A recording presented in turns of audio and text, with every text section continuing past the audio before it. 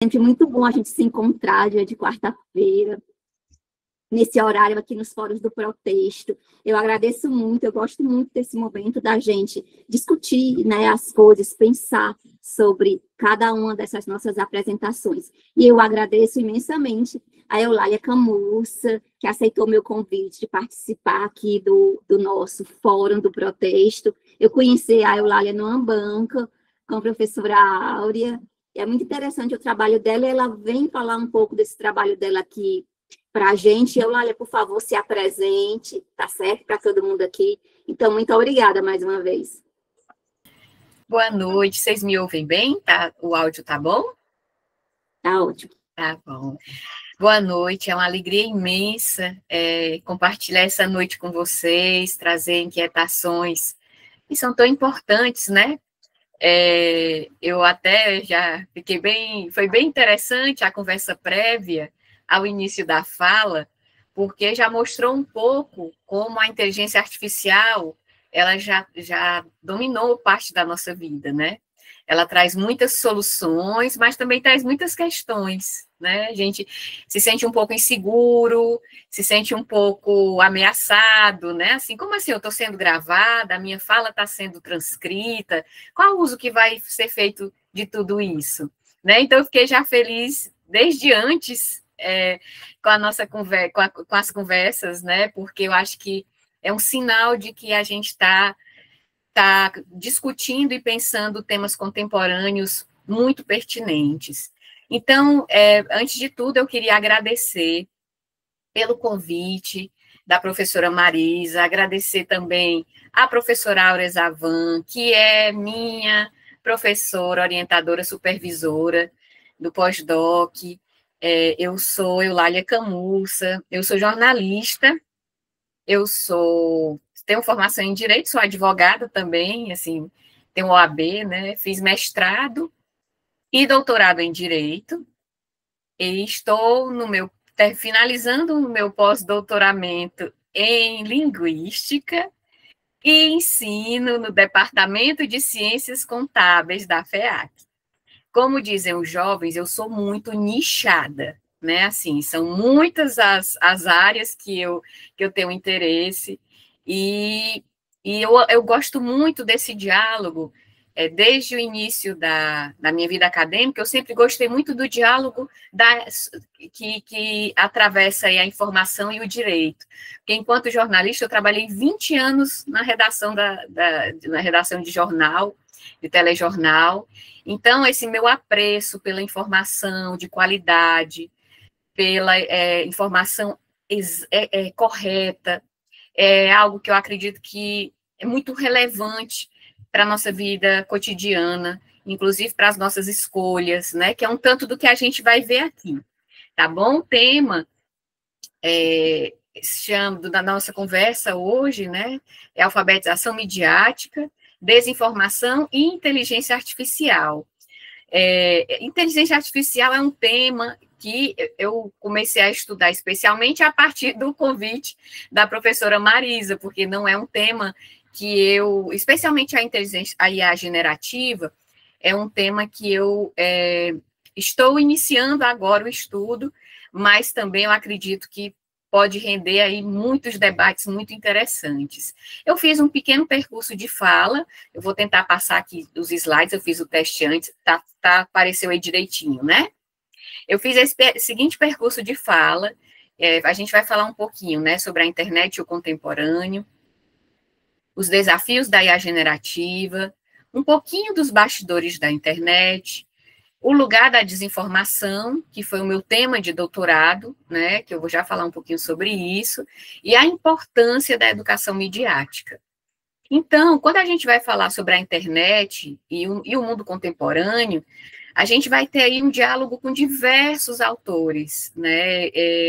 Eu tenho lido recentemente o Byung-Chul Han, eu não sei se é exatamente assim o acento da fala dele, né, do nome dele, mas é um pensador sul-coreano que traz uma leitura muito coerente dos nossos tempos, né? Então, ele fala muito sobre a forma como a gente, hoje em dia, faz conexões e não relações, né? A internet, ela meio que moldou nossa forma de viver e nossa forma de pensar, e a nossa forma de agir, né? Como ele coloca muito essa questão de que a gente tem uma demanda por uma experiência serial, né? Aquela questão de estar o tempo inteiro sendo acessado por diversos temas, por diversas questões. Basta a gente pensar no feed das nossas redes digitais sociais, né? Você abre aí qualquer rede social digital e em 1 minuto você acessa milhares de informações, e essas questões reverberam vários sentimentos, né, que também é uma questão que eu vou trazer hoje, dentro do recorte que eu escolhi para a gente falar sobre a generativa. Então, nesse campo do contemporâneo, deixa eu ver se pronto, é importante a gente ter essa dimensão sempre, né, de como essa internet mudou nossas formas de ser, pensar, viver o mundo, como revolucionou a nossa forma de se comunicar, e como ampliou também os espaços de partilha de palavra.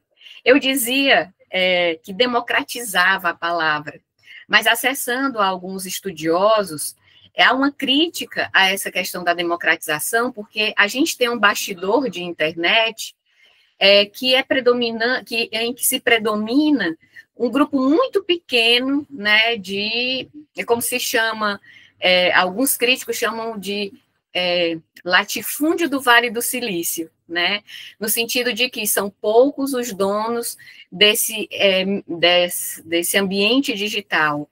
Então, assim, a gente fica pensando até que ponto efetivamente acontece uma democratização da palavra, se eu sou acessado e a minha fala pode ser acessada a partir de determinados interesses que estão ali por trás, que existem a partir de um bastidor que nem sempre eu entendo, nem sempre eu acesso, né? E outra questão que eu coloquei, que eu penso muito da gente conversar um pouco, eu penso da gente conversar sobre saúde mental, porque eu acho que é um tema, a professora Marisa pediu para eu escolher um recorte, e aí eu pensei da gente falar um pouco sobre isso, né? Porque no caso das redes sociais digitais, há várias pesquisas, né, que trazem essa preocupação relacionada à questão de ansiedade. Teve uma pesquisa recente que aponta que 45% dos casos de ansiedade em jovens, né, estão relacionados à questão do uso das redes. E também a preocupação muito grande com a desinformação para temas de saúde muito sérios, né? Essa pesquisa que foi publicada aí na Folha de São Paulo, né, mostra como a desinformação, né, sobre o autismo, né, no Telegram aumentou 15.000% em 5 anos. Então, é um campo, de fato, que a gente tem que ficar alerta, né? Se tem desinformação, tem aí algo que está acontecendo que ainda é de interesse desses grupos, né? Eu vou falar um pouquinho dos bastidores da internet, mas, assim, a gente já sabe, por meio dos estudos, que hoje em dia existe um aspecto chamado economia da atenção. A gente tem tantos estímulos hoje em dia que o fato da gente parar e ficar atento a algo é monetizado, né? O próprio Bill Churran, voltando para ele tem um livro incrível que ele fala sobre os rituais, que diz que a gente está perdendo um pouco, né, dessa vivência dos rituais. Ele disse uma frase que eu achei muito bonita: a gente desaprendeu a permanecer, né? Dificilmente as pessoas conseguem parar para pensar sobre sua circunstância, elas precisam estar o tempo inteiro com o celular na mão, fazendo um pouco de passeio mental aí por diversas telas aí, então, né, enfim, é um aspecto aí para a gente também pontuar. Aí eu trouxe essa pesquisa recente do Datafolha e da Fundação Itaú, que diz que a inteligência artificial alcança 93% dos brasileiros, mas somente 54% entendem o que é. Isso, para mim, acende um alerta muito grande, né? Eu uso, é bom para mim, mas eu não sei exatamente o que é isso. né? Isso aqui, esses dados são gerais de IA, né? Porque eu vou falar especialmente sobre a generativa. 58% utilizam para resumir documentos, encontrar informações rapidamente ou responder a perguntas complexas. Desculpa, faltou um S aí, depois eu ajusto. 45% criam conteúdos como textos, imagens ou vídeos. E aí, isso aí vai trazer uma questão muito importante, tendo em vista que estamos no ambiente acadêmico, que tem a ver com a nossa integridade científica, né? Aspecto que eu também vou falar daqui a pouco. Porque aí a IA generativa tem sido usada cada vez mais nas universidades, já começa nas escolas, que eu vou mostrar aqui daqui a pouquinho uma pesquisa. E aí esse aspecto vem trazendo questões como direito autoral, especialmente, né? 45% das pessoas já utilizaram IA para auxiliar na saúde mental de alguma forma. Esse, já que eu como eu falei, né, tentei seguir por esse caminho, é algo também muito preocupante, né? Tem pessoas que vão a uma consulta médica e na sequência já fazem a busca, ou sequer vão para uma consulta médica e fazem uma consulta para uma inteligência artificial. Tem casos os mais variados, né? Enfim, mas é algo que a gente precisa. Por não, por favor. Olha, é interessante você falar sobre saúde mental e a utilização da IA. Recentemente, eu li uma reportagem falando que as pessoas estão cada vez mais utilizando a IA como psicólogo. E aí vão lá, ao invés de procurar um psicólogo, né, uma terapia, elas vão para a IA e dizem que está funcionando muito bem essa interação que elas fazem, né, com a inteligência artificial, tornando um psicólogo, né, tomando-a como um psicólogo ali, né, essa identidade do psicólogo ali que a pessoa está endossando, né, a inteligência artificial. Alguém levantou a mão? O Luiz disse que o resultado costuma ser desastroso. Saiu uma matéria sobre uma pessoa que cometeu suicídio por recomendação da IA. Luiz, e é tão interessante porque foi justamente o caso que eu trouxe. E eu vou já colocar aqui. Muito obrigada. Podemos nos tratar pelo nome, né? Claro, Tranquilo. por favor, Perfeito. Então, muito obrigada, Marisa, também pela sua questão. De fato, inclusive, essas questões têm trazido preocupação para tanto o campo dos estudiosos do campo da psicologia, né, da psiquiatria, né? Então, esses aspectos vêm agora para esse campo que eu trago aqui como desafios da IA generativa. Lembrando que, assim, eu lembro muito do Humberto Eco, que ele diz que existem os apocalípticos e os integrados, né? Existem aspectos incríveis da inteligência artificial, que a gente não pode perder de vista. A inteligência artificial trouxe diversas soluções, né? A internet trouxe muitos ganhos para a humanidade. O que a gente se propôs a fazer hoje é ponderar sobre alguns aspectos que eu acredito que demandam um olhar mais atento. Porque às vezes eu fico preocupada, né, de ficar aquela questão, mas só existem coisas terríveis, né? Não, existem, como qualquer fenômeno, existem diversas formas de ver e de analisar. Então, dos desafios, eu trouxe um aspecto também que é muito atinente, já que a gente também está no campo da educação, e eu não sei de quais cursos, quais são as formações e os cursos de todas as pessoas que estão aqui, mas também me preocupa muito trazer essa questão da educação, da sala de aula, desde o ensino médio, enfim, né? Então, o TICS, TIC Kids Online, porque eu estou com a tela aqui, Online Brasil, eles fizeram uma pesquisa extremamente recente, que diz que 65% das crianças e adolescentes usam aqui já a generativa, né? Eu estava falando da geral ali, usam a IA generativa para estudar, criar conteúdo e lidar com emoções, né? Aí, veja, a gente está falando agora de crianças e adolescentes, o grupo imensamente vulnerável, que muitas vezes, assim, não tem educação midiática, que é o nosso grande tema. Se a gente pega adultos, pessoas que têm formação, que são médicos, né, que têm formação,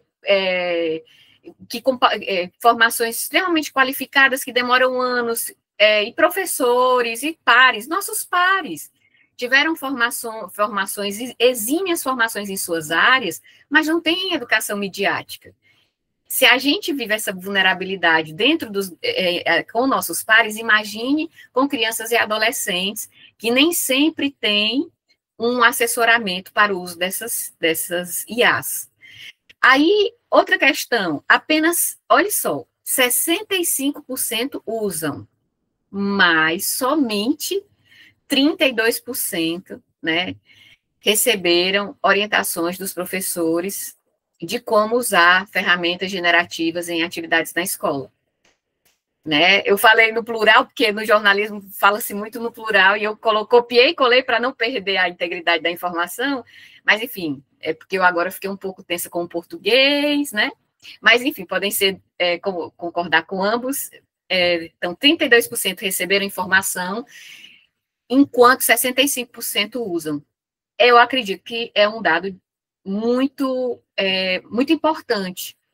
As pessoas estão usando muito e para estudar, criar conteúdo e lidar com emoções, que são questões estruturantes na vida escolar, especialmente, né? Aí eu trouxe um material que eu já passei para a Marisa, do Educamídia. Eu não sei se vocês conhecem a Educamídia, mas é uma plataforma incrível que trabalha com conteúdos de educação midiática. Lá tem, inclusive, planos de aula, tem atividades que são possíveis de serem usadas na sala de aula. E aí eu peguei isso aqui, eu peguei alguns tópicos, e aqui eu botei a fonte, porque são textos deles, né, que eu trouxe para a gente, compilei alguns tópicos para a gente conversar. Então, o Educamídia vai trazer essa questão, né, que são vários os tipos de IA generativa utilizadas hoje em dia, o ChatGPT, o Gemini, eu não sei quais são os que vocês utilizam, mas tem uma gama enorme, tem inclusive hoje um pacote que você compra, que reúne vários, enfim, né, são muitos só um minutinho, por favor. São muitos os formatos, são muitas as entregas que as IA generativas fazem. Então, eles explicam que quando você digita algo, eu estava até assistindo essa semana uma palestra do professor Jorge Malmstein, que é no campo do direito, uma grande referência nesse campo de estudos de IA, e ele fez a seguinte colocação: quando as pessoas digitam, elas pensam que vem uma mágica, que acontece uma mágica, né? Porque digita-se, fica lá, pensa alguns segundos, e imediatamente já surge toda a solução, né, para aquela questão que foi apontada. Mas o que é que acontece? As pessoas não entendem que aquilo ali é quase uma máquina de calcular, que segue um modelo de linguagem, que aí, tecnicamente, vocês me perdoem, mas aí eu não entendo das questões das ciências da computação. Mas o que é que acontece? Que ele explicou, e eu peguei do Educamídia para me dar segurança, né? Eles dizem que são modelos treinados com uma quantidade massiva de dados, capazes de reconhecer padrões e gerar um conteúdo novo a partir do pedido do usuário. Por isso que hoje dizem que uma das grandes, um dos campos de profissão muito promissores é de engenharia de prompt, né? Porque o que é que acontece? A grande questão do uso da IA começa no seu comando. Porque se você tem que colocar um comando, gente, eu não sei como é que vocês fazem uso da IA, depois a gente faz esse momento, mas assim, no geral, as pessoas colocam uma frase, né? Faça tal coisa. Mas se você quiser fazer uma pesquisa aprofundada, de qualidade, você tem que fazer um prompt que vai te levar muito tempo. Porque você vai dizer que tem que procurar, né, em fontes seguras, tem que buscar em determinadas plataformas. Você tem que colocar um comando que dê segurança àquela resposta que você está procurando, né? Então, na verdade, esse material da Educamídia, ele explica, né, que o sistema ele não está pensando quando ficam aqueles pontinhos, ele está avaliando probabilidades, né? Porque o que a gente pensa que é algo no campo da linguagem, sofisticadíssimo, né? Até como o professor Malmestein fala, né? Mágico, né? Não, é uma questão de probabilidades, né? Que reproduz padrões e cria linguagem coerente, mas não entende o texto, né? No sentido humano, nosso, assim mesmo, de refletir e conectar com memórias e experiências anteriores. É a gente que tem esse lugar. Tem aquela grande pergunta que todo mundo se faz hoje, né? Até quando seremos relevantes? E é algo que eu falo muito na sala de aula. Eu me preocupo muito, tanto com a integridade científica, como também com um aspecto extremamente significativo, que é o nosso conhecimento de mundo, que é capaz de verificar um texto e detectar que é absolutamente equivocado, e detectar que aquilo ali, na verdade, não é um serviço, é um desserviço, né? Mas isso não demanda só um conhecimento no campo do meu marco teórico, mas é também no campo midiático. Porque se a pessoa não tem ideia de como funciona a IA generativa, e ela não tem segurança do seu conhecimento, ela vai ter convicção de que a máquina pensou profundamente, que houve todo um exercício intelectual. Existe, nada disso perpassa por si só, né? Existem caminhos que incluem o humano, né? Inclusive, a gente vai falar sobre o custo social disso, né? Mas a questão é essa, que é um aspecto que a Educamídia reforça, inclusive todos esses textos já estão com a professora Marisa para compartilhar com vocês. Esse é um novíssimo que eu consegui, que eu encaminhei hoje. Então, dentre os riscos que a gente tem, são os erros, né? De fato, há os equívocos, inclusive os especialistas dizem que você pode educar, né, e melhorar a performance da IA generativa. No geral, o que é que as pessoas fazem? Elas compram seus pacotes, permitem que a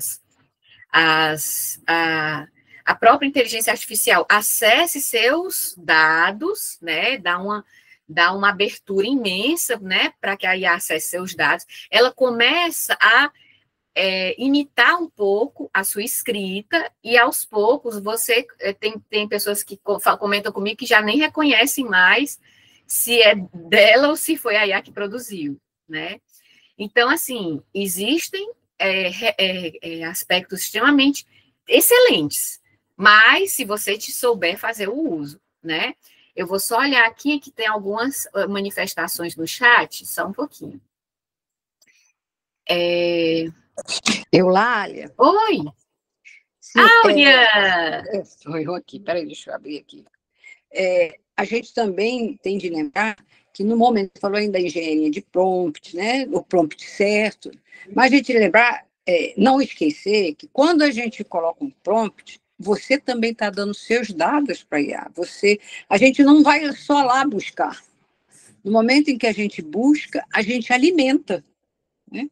E esse também é um cuidado que se deve ter do que dos seus dados você está colocando. Não é muito o caso assim da linguística, mas tem gente que trabalha com uma ciência mais, digamos assim, em segredo, que está descobrindo uma fórmula, está descobrindo algo, até nós mesmos, né? Se a gente está num processo de escrita e ensaiando algum ponto de vista novo, no momento que você coloca esse ponto de esse teu posicionamento para pedir alguma análise, pronto, já caiu no mundo, já perde o ineditismo. Então, isso às vezes é um cuidado que a gente tem que ter até com teses, né? Porque você também alimenta os sistemas, os algoritmos, né? Isso. Era só também para enquanto você acha aí teu trabalho. Não, excelente, excelente, excelente lembrança, Áurea, porque o que é que acontece? É como diz aqui o Franklin, afirmando a tua fala, que, na verdade, se você... a gente vira o produto, né? No final das contas, quando a gente vê vários vídeos sobre vários estudos, vários documentários sobre o uso da internet, é aquela coisa, se você não paga, o produto é você. Né? E muitas vezes, assim, a gente fica num lugar de muita vulnerabilidade. Eu tenho ficado muito preocupada com a integridade científica. E eu até trouxe alguns estudos da FAPESP, que eles têm publicado muitas questões relacionadas a revistas que têm tido problemas seríssimos, né, comitês que estão em crise, inclusive a PRPPG, né, a Pró-Reitoria de Pós-Graduação da UFC, publicou recentemente uma regulamentação sobre o uso de IA na pós-graduação, trazendo especialmente como você deve fazer o uso, né? Porque a questão não é não fazer, né? A questão, porque inclusive você pode fazer uso para estudo e teste da própria IA.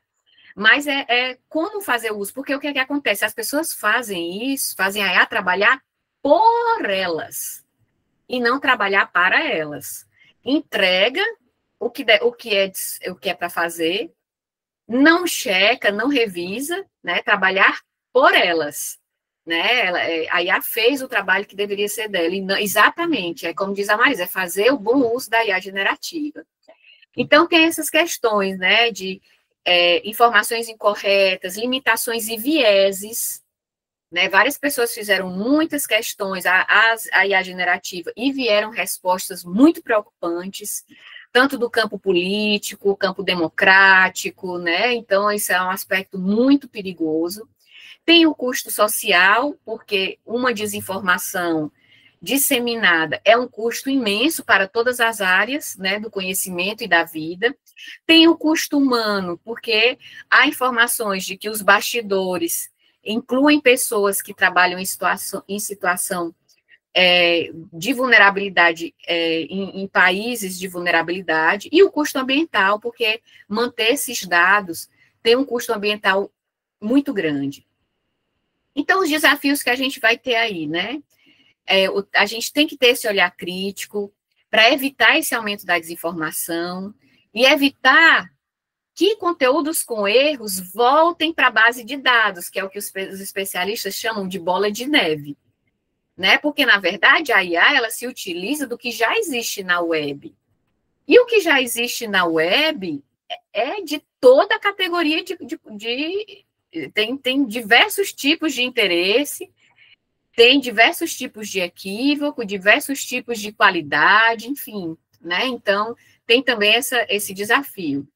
Eu trouxe aí, deixa eu só olhar no chat quem foi que falou sobre essa questão. Depois eu volto para todo mundo. Rodolfo, né? Que falou sobre a matéria, essa matéria aqui, Rodolfo, aí eu disse que ia falar, né? Isso, a matéria do G1, perdão, que também tem uma matéria muito boa no Fantástico, eu vou tentar encontrar e passo para a Marisa, para ela encaminhar para vocês, que diz, plataforma de IA foi processada por caso de suicídio, né, e vai proibir menores de usar seus chatbots livremente, né? Tem pessoas que usam, como a gente conversou, né, para fazer terapia, para dizer como é que está, coloca fotos, que aí a questão que a Áurea colocou, né? Existe um dossiê voluntário que você faz, que é, inclusive, eu acredito que todo mundo aqui tem, por exemplo, uma rede social digital chamada Instagram. E eu não sei quantos que tem essa rede social leu, né? Leu os termos e as condições que essas redes colocam, né? Muitas vezes, tudo isso que a gente está conversando está lá, olha, os seus dados vão ser extraídos da rede, vão ser vendidos para publicidade. Só que como a gente não lê, não busca os órgãos de defesa do consumidor, a gente segue ficando vulnerável. Por isso que, assim, eu vou convidar todas as pessoas a lerem também as leis, a lerem o que estão assinando, porque a gente não lê um contrato quando assina, ali é uma espécie de contrato, né? Eu vi aqui que veio mais o Antônio disse que o custo ambiental da IA inclui o alto consumo de eletricidade pelos data centers, exatamente, resultando em emissões de CO2 e uso significativo da água para resfriamento, o que pode agravar a escassez hídrica. Além disso, a produção de hardware gera lixo eletrônico e depende da mineração de materiais que pode ser poluente. Então, essas questões de fato, obrigada, essas questões de fato são muito perigosas, assim, são muito, que eu acredito que a gente precisa realmente atentar. Aí eu falei da integridade acadêmica, né, que também é um tema que nos toca, né, que nos aflige. Eu acredito que sim, né? Então, aqui é uma notícia da FAPESP, eles têm uma área só para tratar de integridade acadêmica, e eu sugiro fortíssimo que vocês acompanhem, né?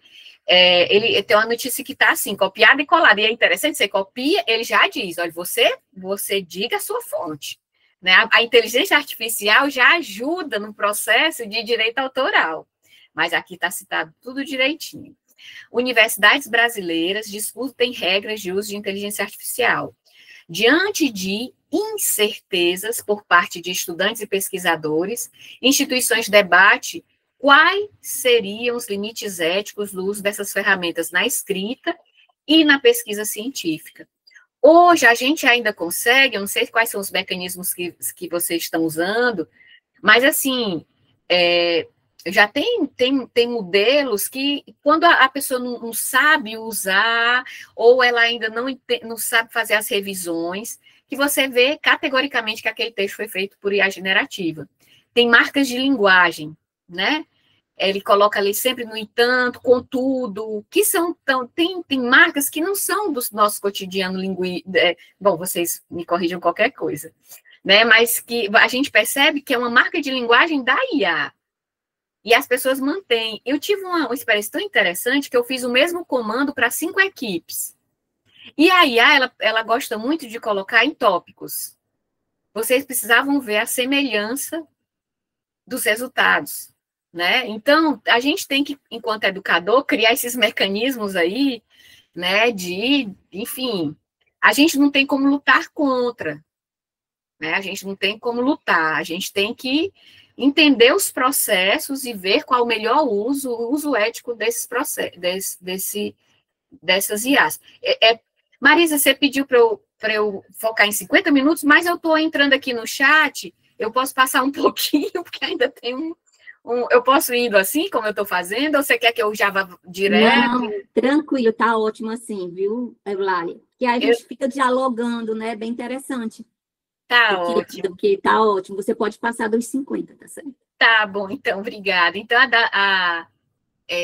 da Liane diz que é desgastante participar de banca de TCC, o trabalho é praticamente feito por IA. Pois então, Daliane, essa questão é uma questão que eu acho que a gente realmente precisa enfrentar e de forma muito séria e buscar as melhores alternativas, né? Obrigada pela sua participação também. E aí, muitas dessas questões acontecem porque a gente não entende desses bastidores.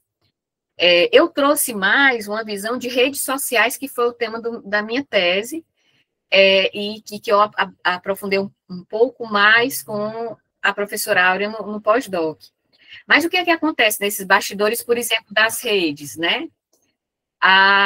Sim, só antes dos bastidores, Marisa disse que talvez ensinar os nossos alunos e alunas a usar eticamente as inteligências artificiais. Perfeito. E a educação midiática, que é o que a gente vai falar, né? Perfeito.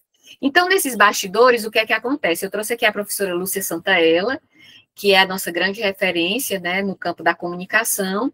Ela vai falar desses algoritmos, né, que são mecanismos complexos de tecnologia, que acabam aproximando quem pensa parecido, e quem pensa parecido, quando fala, parece que vê no outro um eco do que pensa, né? Então, é muito mais confortável para a gente estar num ambiente em que a gente se escute. E isso acaba gerando que se fala de efeito bolha, né? A gente fica em bolhas. Então, por isso que a gente fica muito tempo na web. E esses dados que a gente vai passando, que a gente vai dando para a web, ela vai transformando a gente numa linguagem do marketing que fala do micro-target. Sabe aquela coisa do alvo? É o micro-alvo. Ele vai te dar exatamente aquilo que vai te fazer permanecer. Aquilo que vai fazer com que você fique na rede e ele siga monetizando, né? Eu vi aqui que o Luiz falou que o notebook LM é ótimo, especialmente para a criação de material inclusivo. Excelente. Câmaras de eco, né? Então, as pessoas se conectam com aquelas que comungam das crenças e mesmo os valores, né? Padrões semelhantes de desejos de verdade, porque, como eu falei, essa questão a verdade é uma construção que tem relação, inclusive, com o meu desejo, né? Por que muita gente acredita em desinformação? Porque só pode ser verdade que algo que eu adore comer faz bem para a saúde, né? Então, essa coisa, esses aspectos mexem com as emoções da gente, né? Então, as fake news, as desinformações, eles operam no campo das paixões e não necessariamente da racionalidade. Não sei se vocês lembram, mas o dicionário de Oxford considerou alguns anos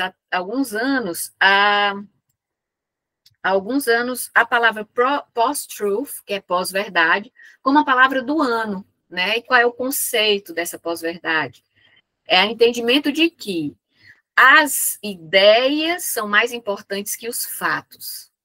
Isso é muito sério, né? Porque aí, se a gente, os fatos, se a gente, que foi findar no desastroso fenômeno da infodemia no tempo da pandemia. A gente lidava com fatos e lidava com ideias sobre os fatos. E as redes foram fundamentais para a disseminação dessa desinformação. Quando a gente pensa na pandemia e lembra daqueles áudios criados, os vídeos que tinham mais acessos no YouTube, tem uma pesquisa chamada Ciência Contaminada, que é excelente, em que pesquisadores mostravam como os vídeos feitos por pessoas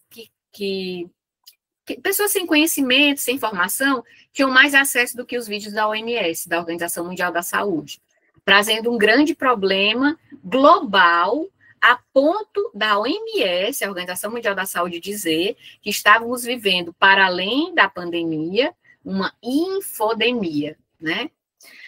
No caso dos aspectos psicológicos, né, existe o que Shane chama de avareza cognitiva. Quem usa a internet prefere usar maneiras mais simples e fáceis de resolver problemas do que as que exigem mais reflexão e esforço.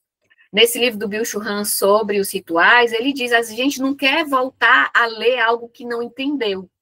Não sei se tem acontecido isso com vocês em sala de aula, mas dificilmente a gente, aquele texto do Kant que você lê pela primeira vez e você precisa reler para poder acessar em sua complexidade, nem todo mundo tem tem mais esse estímulo ou esse desejo, né? Então, é um aspecto psicológico importante. Deixa eu ver aqui que o chat está bem animado, deixa eu ver aqui o que é.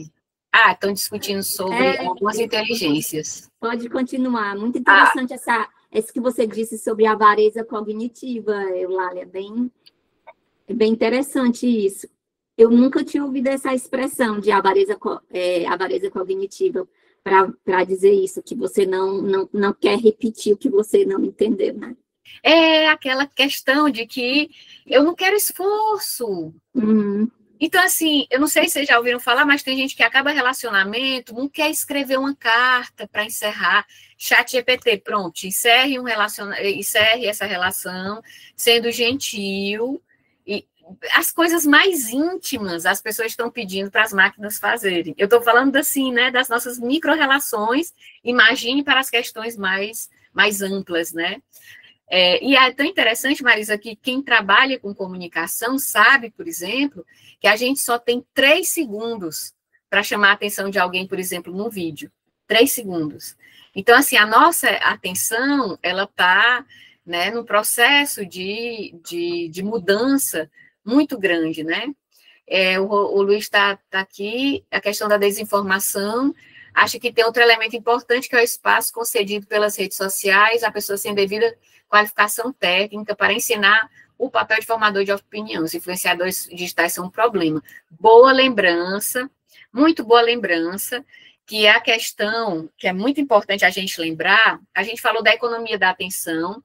Existem estudos que eu também convido vocês a buscarem, que é sobre o capitalismo de dados, né? E também o fato de que a web, ela fatura a partir da polêmica. Né? Se tem polêmica, as pessoas ficam mais tempo na web.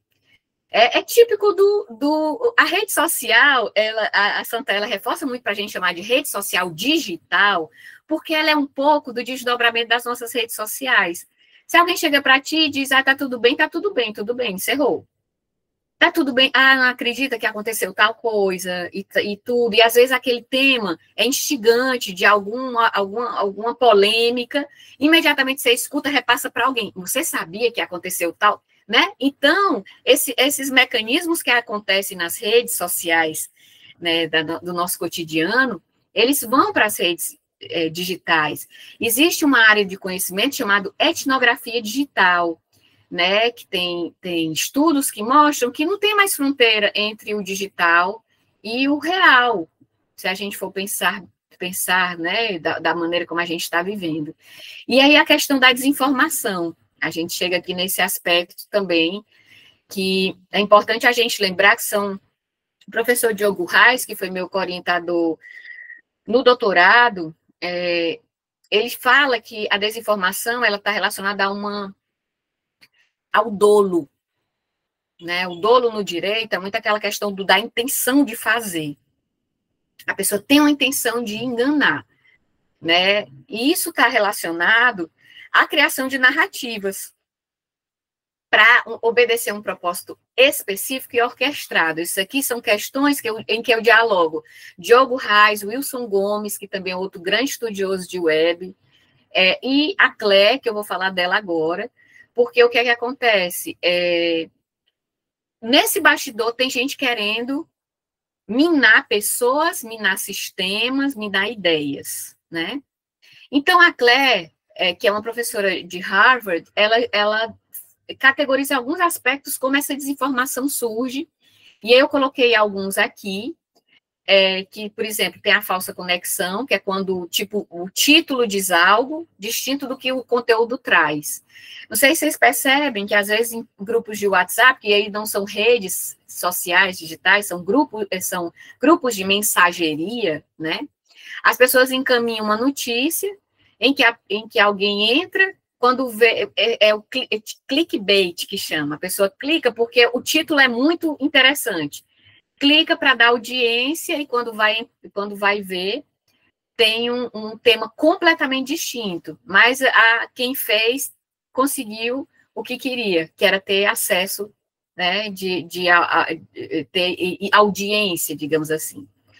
O falso contexto, né, um conteúdo que na época era verdadeiro, mas compartilhado em outro momento se torna falso. Exemplo, Enem. Teve um ano em que o Enem foi cancelado. O título da matéria era Enem foi cancelado, e basicamente isso. Só que isso foi em 2009. As pessoas compartilharam em 2013. Quem tem alguém jovem em casa, primo, sobrinho, filho, sabe que Enem mexe com toda a dinâmica familiar. Então, essa desinformação foi compartilhada e gerou um problema imenso, né? Ou seja, ela é uma informação genuína. Teve um ano em que o Enem foi cancelado, mas a informação foi compartilhada em outro ano, trazendo diversos problemas. Tem um conteúdo impostor, que é quando as fontes têm nome usados com informações que não são suas, né? Eu atribuo a alguém algo que não foi dito. O conteúdo manipulado, que a ideia é verdadeira, mas ela é manipulada para enganar o público. E o fabricado, que é 100% falso, projetado para enganar e prejudicar. A gente viu várias dessas modalidades durante a pandemia.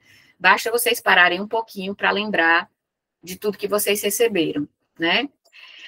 Tem muito mais questões, né, sobre desinformação, mas eu vou já passar um pouquinho para a educação midiática, porque, na verdade, a gente é um tipo de conhecimento específico e muito importante para que a gente possa lidar melhor com essas questões.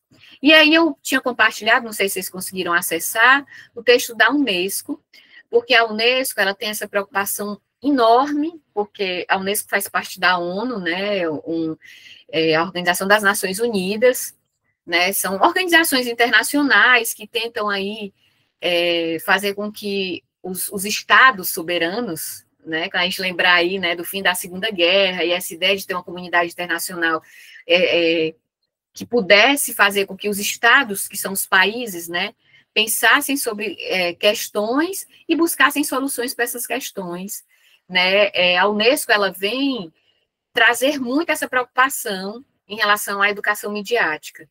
Então, para a Unesco, tem gente que chama literacy, né, que é o letramento midiático, enfim, mas a preocupação é em auxiliar as pessoas, né, a tomar decisões bem informadas. Por quê? Porque a gente precisa garantir a continuidade da governança moderna e a cidadania global no mundo digital. O que a gente vive hoje se chama de desordem informacional digital. Né? O mundo inteiro está produzindo informações nesse momento.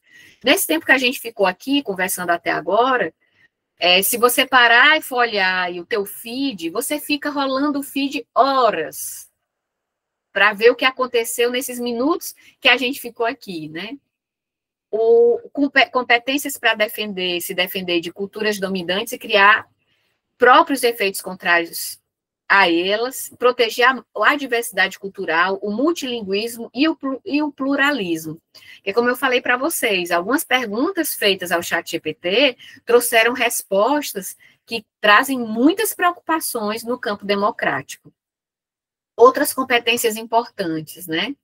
Habilidades de raciocínio crítico, capacidade de demandar serviço de alta qualidade das mídias e de outros provedores de informação, criar lentes por meio das quais as mídias de notícias podem ter avaliadas suas funções.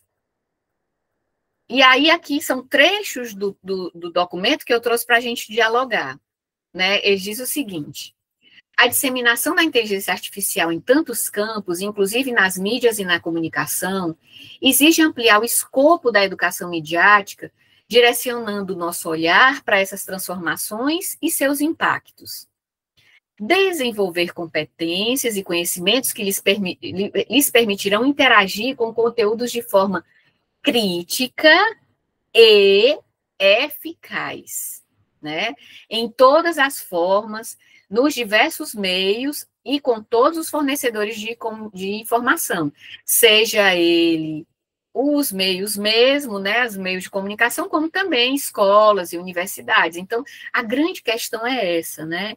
Onde vai ficar essa crítica? Se a gente está lidando com textos, como disse a nossa colega, que você vai para uma banca, né, e fica com essa angústia de estar ali lendo algo que foi feito por uma máquina e sequer um humano passou o seu olhar e imprimiu o seu estilo ou suas inquietações, né?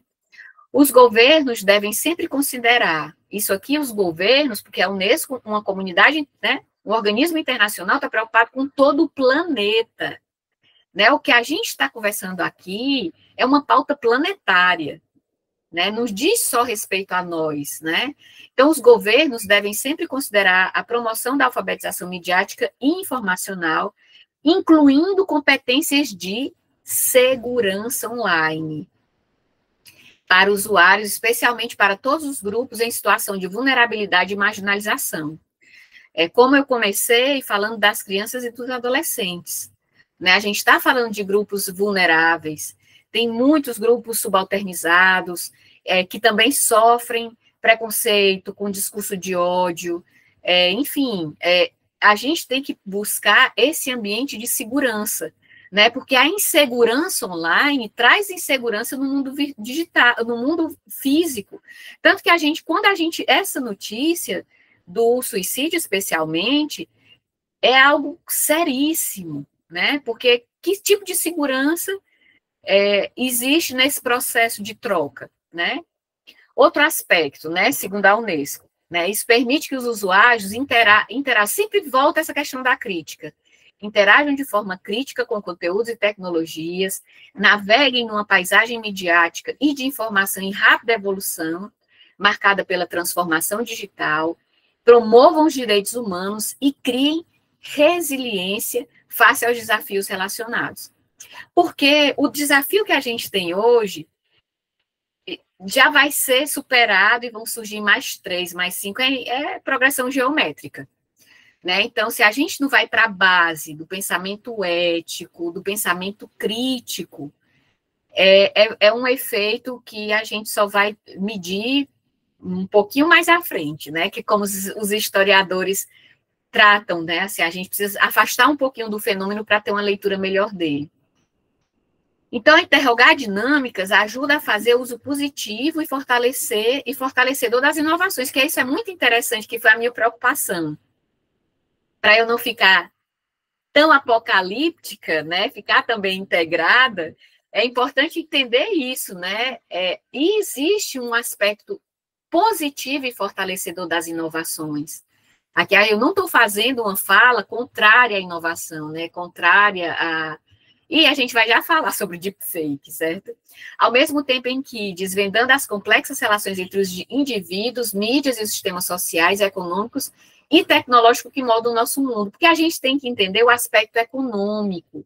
A gente tem que entender o capitalismo digital, o capitalismo de dados, o capitalismo de vigilância, né? Com a educação midiática, aprendemos a agir de forma ética e responsável no ambiente informacional da sociedade. Seja qual for sua expressão tecnológica, observando os riscos, porque você só identifica que tem risco se você tem educação para isso. E atuando sempre no plano individual e coletivo para preservar o bem comum e a democracia, que eu acredito que é a nossa grande preocupação, né, em preservação do bem comum e a democracia. Afinal, esse ambiente web é um ambiente de cancelamentos, né? Ele não é propício para o diálogo, mas para o cancelamento. E aí eu trouxe algumas dicas que eu sempre coloco, né? Que é assim, ler sempre além do título, no caso das redes, né? Desconfiar de textos alarmistas, essas informações genéricas, conferir a data de publicação, e tem um aspecto, especialmente em relação às redes sociais digitais, que eu adoro, que é do News Literacy Project, que eles dizem assim, é a questão da higienização da informação, né? O equivalente a gastar 20 segundos lavando as mãos funciona muito bem para a informação, eles dizem. Se você tirar 20 segundos, investigar a fonte, fizer uma busca rápida e se mantiver cético, podemos eliminar a boa dose de confusão gerada pela desinformação. Antes de compartilhar, pequena pausa, perguntar antes de publicar, para não gerar ainda mais desordem informacional. E aí, lembrando nosso querido, né, eu sempre gosto de terminar com o nosso querido Suassuna, né, para que a gente saiba, né, e não só replique, eu não sei, só sei que foi assim, né, que é esse genial, maravilhoso, né, que trouxe tantas questões e nos faz tanto orgulhar de que é um crítico maravilhoso, né, para a gente encerrar com essa inquietação dele, essa crítica em forma de humor, que eu acho que é uma das maneiras mais interessantes da gente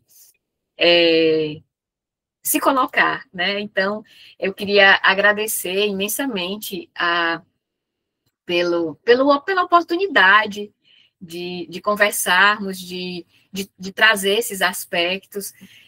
Quando Marisa pediu para falar um pouquinho de IA generativa, eu fiquei um pouco apreensiva, mas espero que, de alguma maneira, essas questões, que já são questões que eu me angustio, né, em relação à integridade acadêmica, né, que tenha aí contribuído de alguma maneira para que vocês também, né, tragam aí suas questões, eu agradeço muito. Muito obrigada. Muito obrigada, Eulalie. Excelente a sua apresentação, viu? Nós gostamos muito. Eu acho assim que eu vou falar só a interação que a gente teve aqui no chat, né? Eu acho que eu acho que espelha muito isso.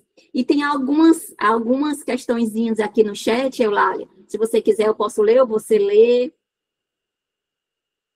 Ah, por favor, por favor.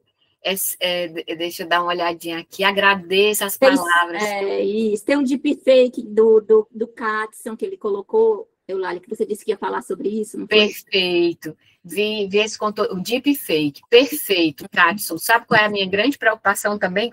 Bom, deepfakes são as fake news, é a desinformação feita com vídeos, né? O que traz ainda mais problemas, já que a gente está falando em crianças e adolescentes, né, que traz ainda mais preocupação, porque o que é que acontece? Pega a imagem de um jovem numa situação, coloca, né, tem um vídeo excelente do Obama, que é feito uma deepfake, não sei se vocês já viram esse vídeo, é fantástico, se vocês quiserem, depois eu estou com uma série eu estou com a lista só aumentando, mas é mostrando como é feito o trabalho em que uma pessoa coloca uma fala completamente equivocada, como ali a partir de movimentos, né, no rosto do Obama, e quando você assiste, parece que efetivamente é ele. Hoje já virou até paródia, né, de você aí pegar líderes mundiais que se odeiam e fazer vídeos de romance, né? Já virou, já é utilizado pela sátira também, mas me preocupa muito, especialmente no campo democrático,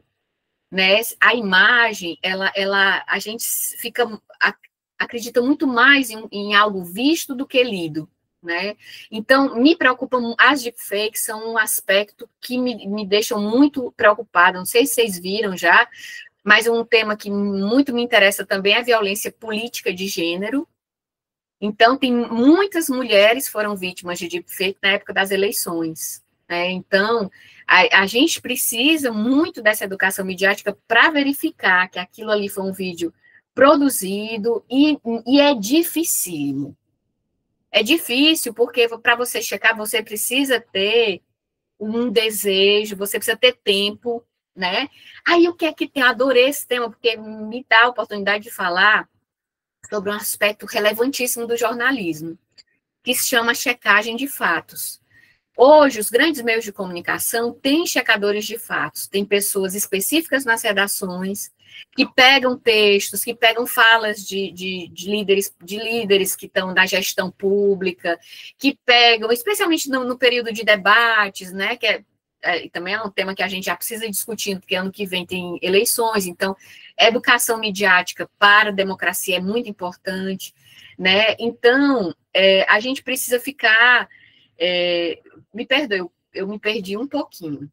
Eu estava falando do debate, me perdoe. Estava falando do deepfake, de como isso é importante. Você falou da checagem dos fatos. E da checagem dos fatos, isso, Áurea, da checagem dos fatos. Checagem dos fatos pelos grandes jornais, pelas mídias. Jornais, eles fazem isso, pegam, né, aquela notícia de que foi dito que foi um grande político, e aí colocam para saber se realmente ele disse isso. É a manipulação de vídeos, né, que são colocados. Perfeito, perfeito. E aí essas pessoas, muito obrigada. E aí essas pessoas, esses jornalistas, vão analisar as gradações de veracidade, seja do vídeo, seja do escrito. Eu e a professora Áurea fizemos um trabalho muito interessante sobre a Lei Rouanet. Né? Eu estou na Pró-Reitoria de Cultura da Universidade Federal. Então, quando a gente foi pensar sobre o tema que iria estudar no pós-doc, a gente pensou em falar sobre a desinformação e a Lei Rouanet, que eu sempre digo que é sucesso de vendas de desinformação. Quando tem qualquer crise, se busca ali a Lei Rouanet como um lugar que vai ter polêmica e isso vai gerar audiência na internet. E a gente viu as questões de linguagem que são utilizadas nessa produção da desinformação, que levam as pessoas levam as pessoas a aderirem àquela informação como verdadeiras, né? E isso aí é mediado, como eu falei antes, né, pelo desejo, né? Porque tem muita gente que considera a cultura supérflua, tem gente que considera, né, enfim, que acha que não deve ser prioridade, quando a gente sabe que a cultura é um direito fundamental, o poder da cultura na nossa vida, tem pesquisas que mostram como a cultura nos fortalece emocionalmente, inclusive, né, o nosso contato com a arte, né, como dizia o Ferreira Goulart, a arte existe porque a vida não basta, né, mas tem muita gente que não consegue acessar esse lugar da cultura e da arte e entende a Lei Rouanet de uma forma completamente equivocada, encontra pares que não têm interesse em saber e apenas fica compartilhando ainda mais desinformação. Então, eu acredito que essa questão, voltando, né, porque acaba que eu fiz uma digressão enorme falando das deepfakes, mas essa questão das deepfakes, de fato, é um viés muito problemático. Inclusive, a IA generativa está fazendo imagens, né? Não sei se vocês viram, teve uma polêmica grande, foi até uma colaboração. Eu fiz uma fala, a Áurea me convidou para fazer uma fala na abertura do semestre, e uma aluna pontuou que houve uma campanha política com o uso de IA, né? Era uma campanha falando sobre a participação de mulheres e usaram IA para produzir imagens femininas, né? Então, é algo que, de fato, a gente tem que ficar em atenção, porque foi criada, mas ela é criada a partir do banco da internet. E isso aí vai gerar, com certeza, muitas questões no campo do direito à imagem, né, enfim, da dignidade humana. Vamos começar da dignidade humana, que eu acho que é onde tudo deve começar, né? Então, muito obrigada pela pergunta. Eu não sei se tem mais alguma questão. Tem sim, tem algumas aqui. Por exemplo, tem uma do Franklin. Ele disse assim: Eulália, que questões linguísticas você sugere para pesquisas sobre IA generativa e inteligência artificial, especialmente em relação à geração de textos por IA? Eita, pergunta de $1 milhão. Ele quer tudo, né, Eulália? Ai, meu Deus! Olha, eu acho... Sabe uma questão que eu acho que eu coloquei aqui e que eu acho que é muito interessante, assim, eu acho que é possível que a gente teste a IA. Eu acho que um trabalho testando a IA é algo muito interessante, né? Testar o prompt e as diversas respostas que as diversas IAs vão dar.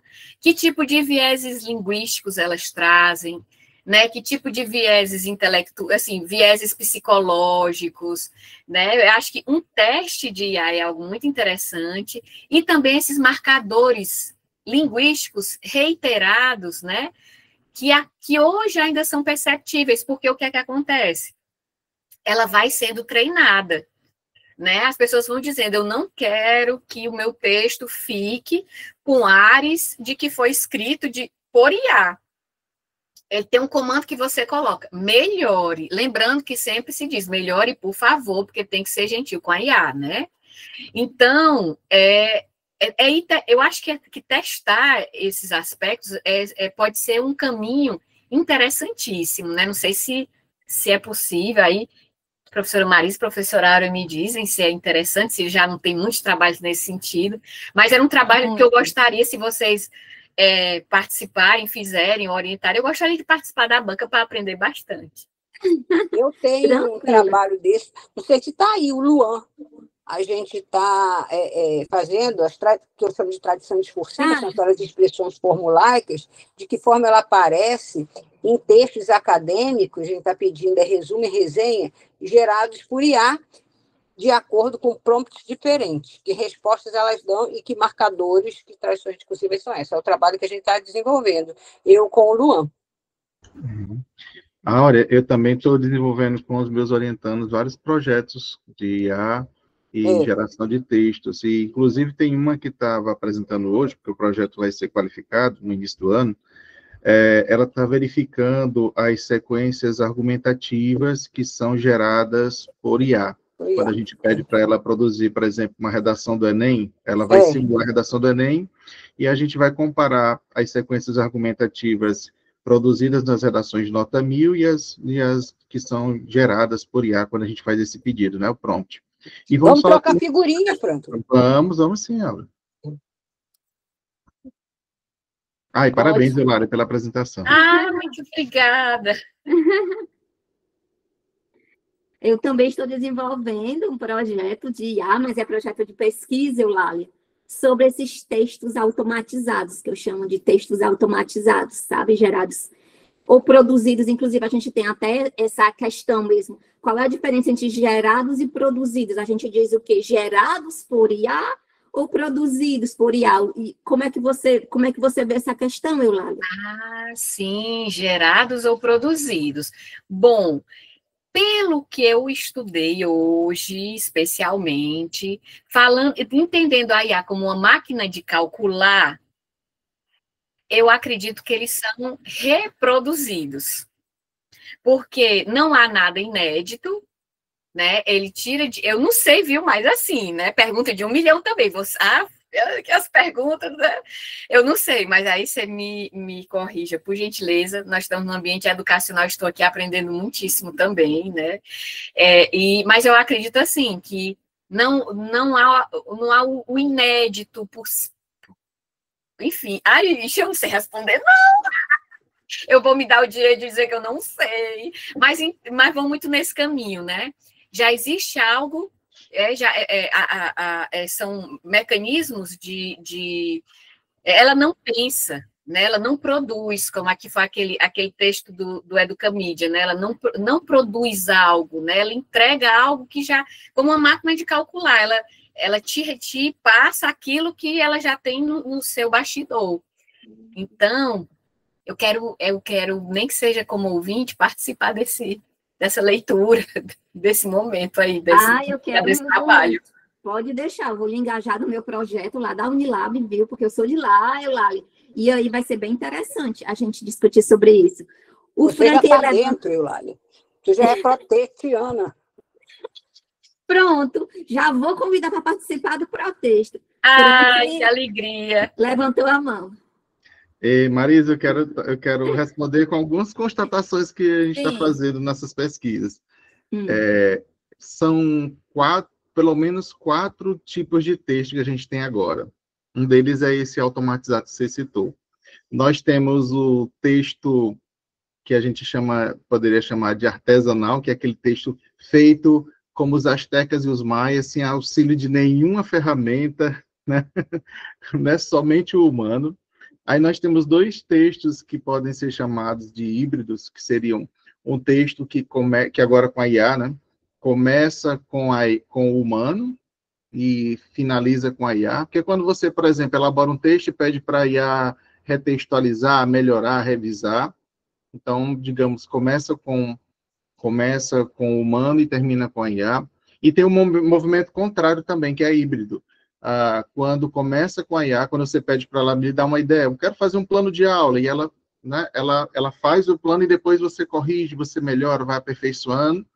E tem o último, esses 3 aí não são um problema, mas o último é o que a gente tem que tomar muito cuidado, e esse é o impacto que ela está causando nas pesquisas que você falou no início, que é o texto padrão, que é reconhecível, né? Apesar da gente não precisar de ter hoje ferramentas que não são confiáveis para identificar o texto com IA, mas o texto padrão é aquele que não tem não tem nada do humano, não tem alma, né? É o texto que é feito, que muitas vezes o aluno sem ética ou o pesquisador sem ética copia e cola o texto gerado por IA, não produzido por humano. Então a gente tem aí esse cenário hoje, pelo menos é o que a gente tem observado, 4 tipos de texto que é um fenômeno que veio com essa questão da inteligência artificial. Mas a gente também tem Franklin, outras questões linguísticas que podem ser discutidas. o que eu tenho visto, antes, quando eu comecei a pesquisa, eu tinha essa ideia desse texto assim, é aquele Ctrl+C, Ctrl+V, né? A pessoa vai, pede e traz o texto pronto. Mas hoje eu estou perguntando se não é uma questão assim, de letramento, ou de manejo, ou de preparo do usuário. Porque quando você dá o prompt ajustado, vem um texto tão perfeitinho, meu amigo. Então, eu tenho feito isso. Como eu acho que a educação midiática vai até nesse sentido, de você, não é se treinar, mas trabalhar com o aluno a forma de ele conseguir um texto e ele possa verificar, ele mesmo fazer a curadoria daquele texto. E se ele fizer um bom prompt, o que a gente tem, que eu estou querendo dizer é o seguinte, se a gente tem aquele texto que está muito ruim, você desconfia, é dificuldade de quem pede. Porque se quem pede elabora um prompt legal, ou tem mais conhecimento, não vai ver esse texto, não. Então, não é só o tipo de texto, é associado a quem demanda o texto. É o que eu tenho visto ultimamente, mas depois de conversar mais sobre isso. Né? Vamos sim. Muito interessante, Áurea, é isso mesmo. E eu acho que a Eulália falou dessa educamídia, né, que isso é importantíssimo. Tem que ser educados os alunos, a gente não adianta proibir, a gente sabe, né, Eulália, Áurea Franklin, como é que a gente proíbe o aluno de não usar? Então, se é inevitável, o que é que a gente tem que fazer? O movimento contrário. Vamos usar direitinho isso. Vamos usar para você não se prejudicar. Que isso que é importante. Não. Marisa, eu tenho dito que é preciso letrar em IA e com IA, sabe? Eu acho que é urgente esse movimento nas universidades. Começa nas universidades, porque os professores precisam ter essa formação. Se falava muito assim, os professores têm que ter formação em novas tecnologias, mas a gente não está mais no período de falar de novas tecnologias. A nova tecnologia que é emergente agora é a inteligência artificial, e nós temos pessoas despreparadas, né, sem ética, mas muitas vezes, como a Áurea disse, às vezes não é nem porque ela não quer, é porque ela não sabe como fazer o uso dessa ferramenta. E a gente tem que ensinar, olha, isso aqui pode, isso aqui não pode. As revistas já estão se mobilizando, as universidades, e é isso mesmo. Agora, só que a gente está perdendo muito com a falta de ética do usuário, né, que faz artigos inteiros, aí as revistas têm que penar para descobrir quem está escrevendo, quem não está, mas tem marcas aí que a gente precisa dar respostas e dizer, olha, isso aqui é IA por isso. Muito bom, Franklin, é isso mesmo que a gente tem que fazer, a gente tem que se preparar e preparar, né, o nosso aluno, o nosso estudante, aqueles que trabalham junto com a gente, nesse sentido mesmo. A Eulália e a Áurea, a gente está sempre em contato com isso. Aqui tem, cadê o Lailton? Está aí? Tem uma pergunta do Lailton, não sei se ele já saiu. Está aí, Lailton? O Lailton, Eulália, ele fez uma questão aqui para você. Deixa eu ver se eu consigo. Está aqui. Professora Eulália, como a senhora vê a questão do uso de IA para recriar imagens e vozes de pessoas falecidas? Por exemplo, como no comercial da Volkswagen, que utilizou a imagem da Elis Regina. O Lailton está aí. Tá, né? Certo. Essa questão da Volkswagen foi bem polêmica, né? Mas nesse caso específico, teve autorização da família, né? Eu lembro que a Maria Rita participou, inclusive, do comercial, filha dela que tem os direitos, né? E aí, certamente, a empresa teve ali todo o cuidado legal para se proteger, apesar de muitas críticas que recebeu depois, né? Porque mesmo com autorização judicial, vieram as pessoas que ficaram muito incomodadas, especialmente, e não foi só a questão da voz, saindo um pouco da IA também, não era só a questão da voz, era também o uso da música do Belchior, se não me engano, né, que é uma música que fala sobre o que é contra-sistema, né, que tem toda uma reflexão, né, democrática, enfim, usada para fins comerciais, né? São muitos os aspectos que vão surgir. Eu vi aqui, alguém falou, não vi exatamente quem, falou sobre regulamentação. Temos que também falar muito sobre regulamentação. A gente não enfrentou a regulamentação das redes no Brasil.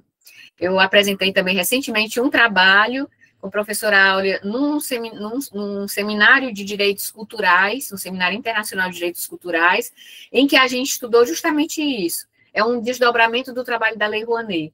Por que que existe tanta disseminação de desinformação? Porque a gente não tem uma regulamentação. Naturalmente que essa regulamentação tem que ser muito discutida, inclusive com instituições especializadas em direitos digitais, fundamentais. Então, tem muitos aspectos que a gente precisa ainda enfrentar. Adorei a questão que o professor Franklin colocou, né, dessa questão de letrar, desse letramento, porque assim, não tem mais como a gente, essa questão é superada. Tem os apocalípticos que dizem assim, nós já perdemos, né? Não tem pessoas que dizem assim, não tem como a gente brigar com a IA, porque, enfim, letras, eu adorei, eu vou até botar, viu, professor Franklin, colocar lá e botar seu crédito, letras com... Oh, meu, peraí, que eu... Letras para IA... Não, letrar, desculpa. Letrar, de letramento. Letramento. Letramento. Pois eu achei... O letramento. Fantástico, achei incrível.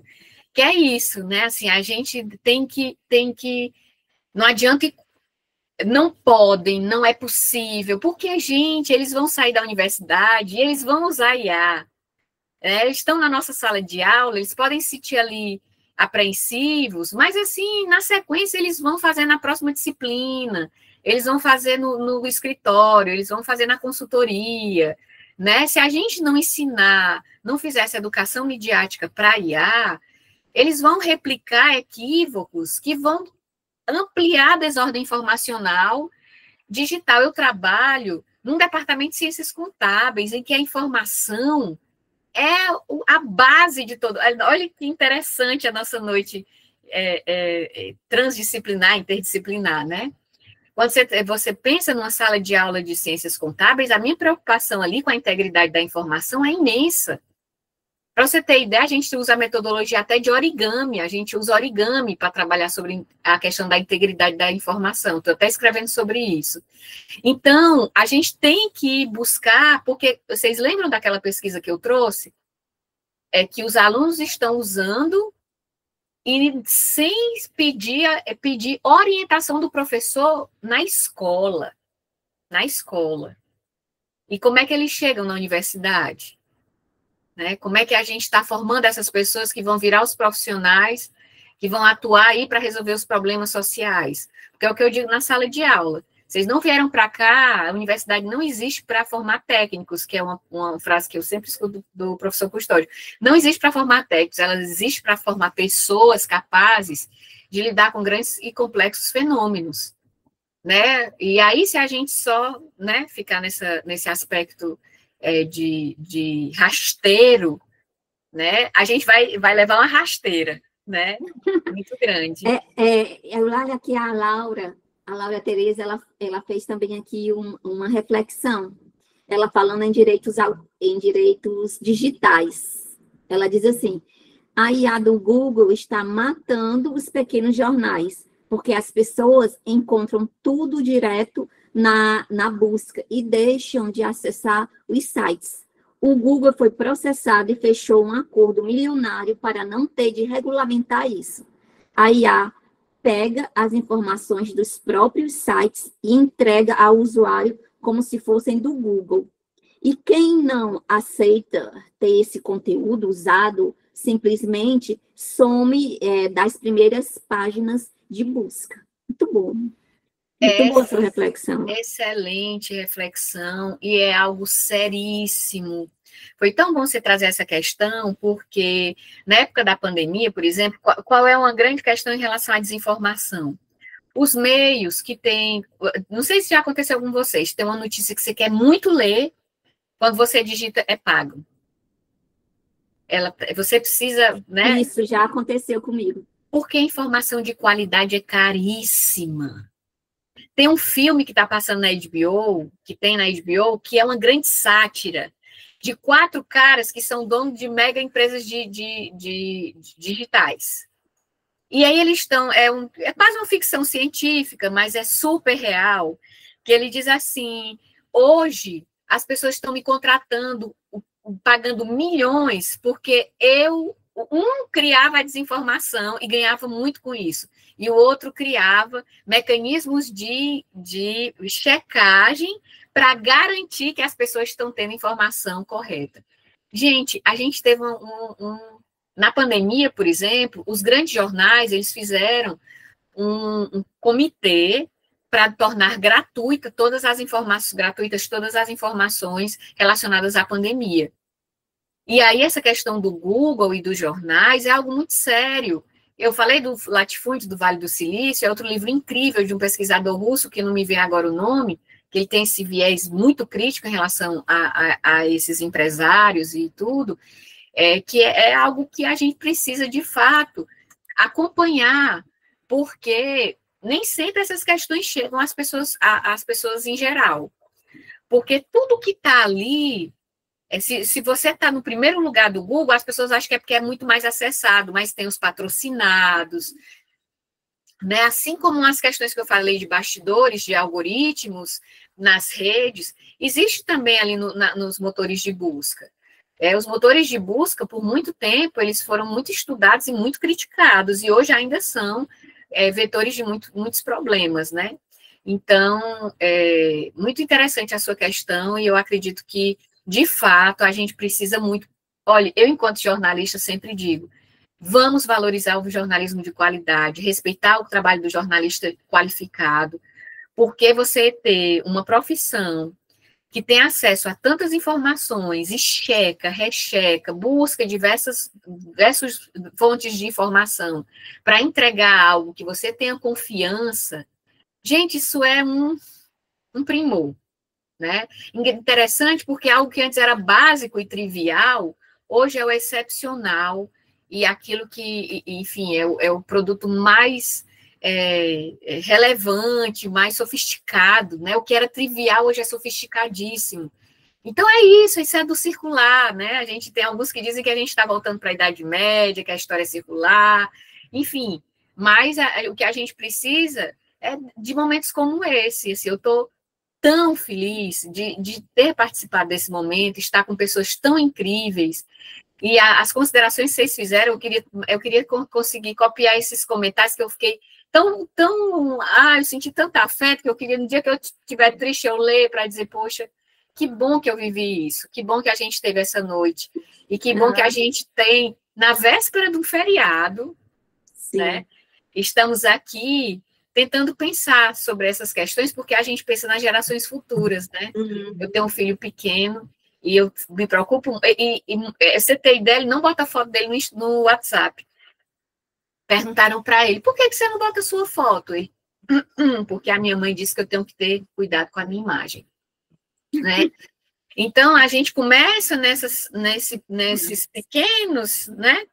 Para poder das pequenas ações para chegar às grandes conquistas, né? E eu acredito, certo? Eu não sou apocalíptica por completo. Eu acredito, sim, no poder da tecnologia, e no nosso poder enquanto educador, fundamentalmente, né? E nesse processo de entendimento das grandes questões e de busca de soluções por elas. Soluções que vão ser revistas o tempo inteiro, é como o F5, né? O comando F5 do computador. O tempo inteiro a gente tem que estar atualizando. Muito bom.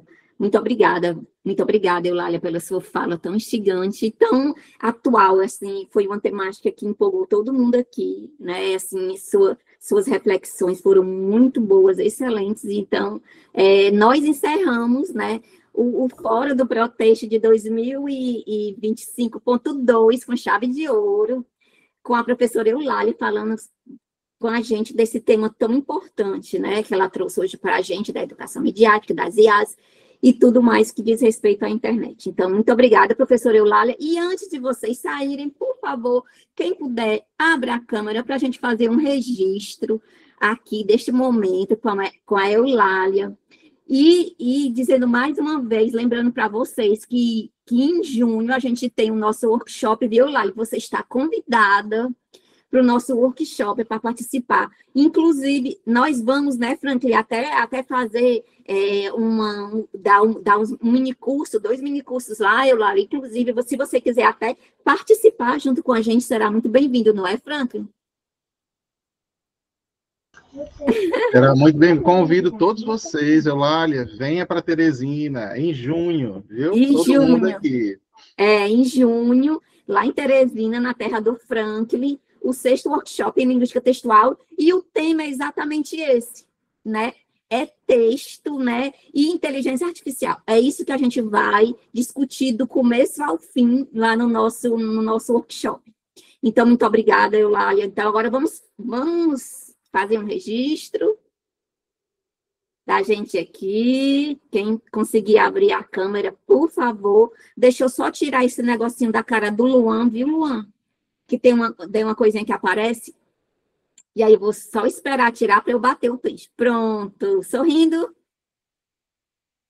Bater outro. E Eulália, a gravação, nós gravamos, né? Depois eu vou enviar o link para você da gravação, né? Quando você estiver triste, você põe esse vídeo, e aí você fica